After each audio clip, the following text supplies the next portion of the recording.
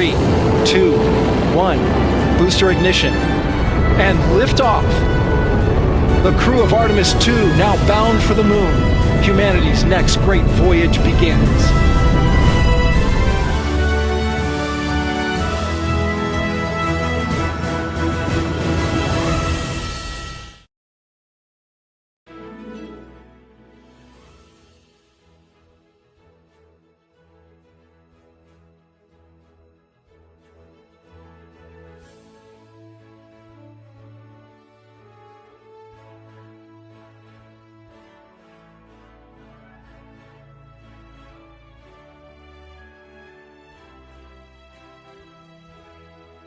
Magandang umaga po sa inyong lahat. Isang makasaysayang sandali ho ang ating masasaksihan sa loob lamang ng ilang saglit. Exactly 4 minutes. Sa kasaysayan ang mararating ho dito hong Artemis 2 mission. At magandang umaga sa inyong lahat. Ako po si Ethan Vargas. Ito ang special coverage ng Capital News sa Artemis 2 ang pagbabalik sa buwan. At kung nakikita nyo ho, it's 4 minutes rather and 13 seconds. At yun hong layong naabot ng Apollo 13 noong 1970 ay malalagpasan na ho ng Artemis 2. Sa ngayon ho, ang biyahe ho so far is now 240,581 miles away from Earth, 12,459 miles distance to Moon.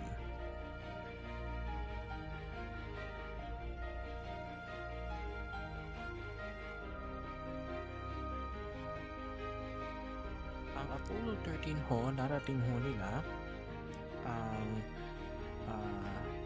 distansyang aabot sa 248,655 miles.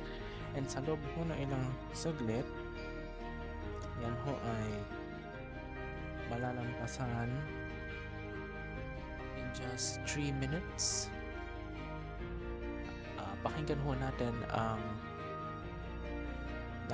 sa live broadcast na nasa kung nakapansin ninyo ngayon, yung mga astronaut ho na nasa loob ho ng Artemis 2 ay ganyan nagsasagwa na ho ng kanilang paghahanap para ho sa lunar flyby. Ito yung paglapit naman ng Orion spacecraft sa buwan.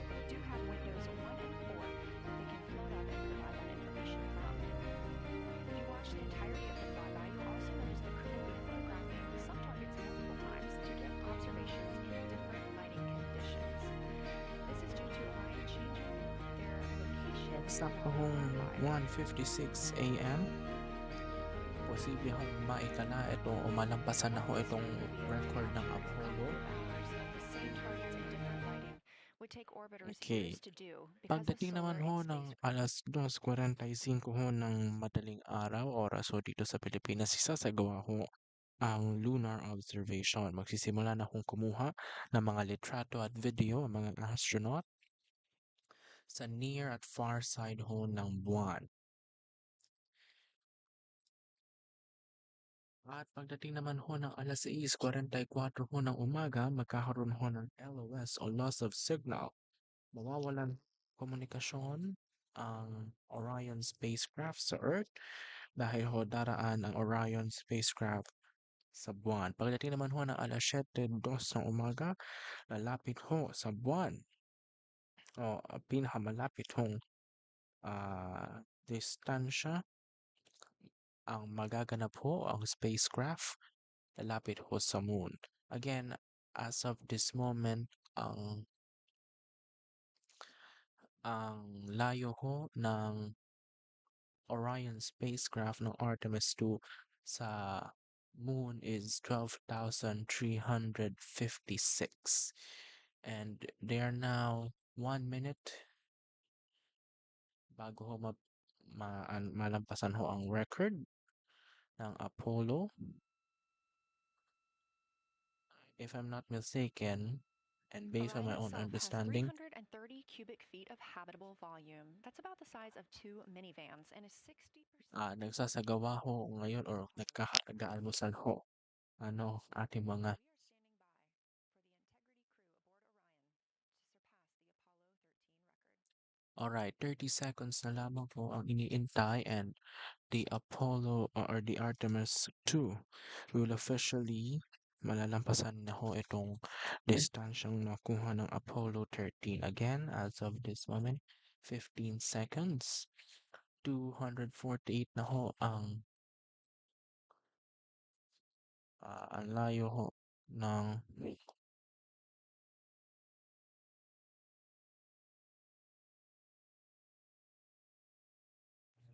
alright. Integrity crew, on April 15th, 1970, during the Apollo 13 Pakinggan ho natin. 3 explorers set the record for the farthest distance humans have ever traveled from our home planet. At that time, over 55 years ago, Lovell, Swigert, and Hayes flew 248,655 statute miles away from Earth. Today, for all humanity, you're pushing beyond that frontier. Integrity, over to you.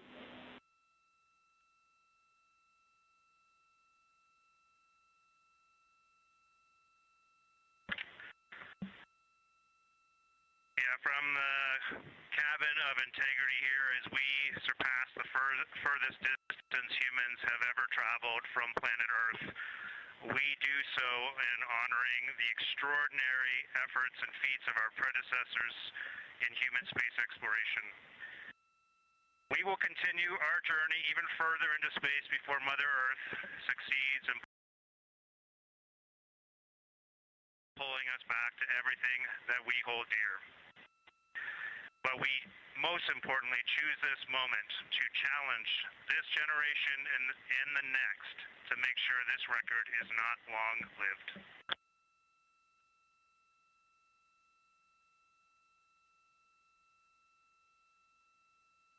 Yan. Thank you, Integrity, official. and congratulations to you and the rest of the Artemis 2 team. Alright, official na ho nalampasan ng Artemis 2 Integrity. Yan ho ang kanilang kumbaga code name.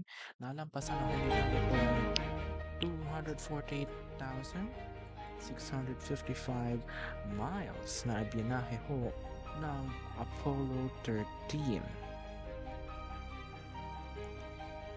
Tinatayang ho yung 400,171 kilometers at so far ngayon ho ang tinatahak ho ng Artemis 2 ay 248,689 miles na ho. At sa loob lamang ho ng ilang sandali, isasagawa na ho ng Artemis 2 ang kanilang observation ng lunar observation. Gaya nga ho ng binanggit ko, magsasagawa na ho sila ng kanilang pagkuha ho ng mga larawan at video ng near at far side ho ng planet ng moon. At yan ho muna ang pinakasariwang balita kaugnay ho ng makasaysayang Artemis 2 mission. Tutukan po mamayang alas 6:20 ng umaga ang pagpapatuloy ng special coverage ng Capital News sa makasaysayan hong pagpapatuloy ho ng biyahe ng Artemis 2. Mapapanood nyo po yan dito sa Capital Politics YouTube channel. Tuloy-tuloy ho ang ating pagbabantay sa makasaysayang flyby ho ng Artemis 2. Muli ho, ako ho si Ethan Vargas. Ito ang Artemis 2, ang pagbabalik sa buwan ng special coverage ng Capital News. Magandang umaga, Pilipinas.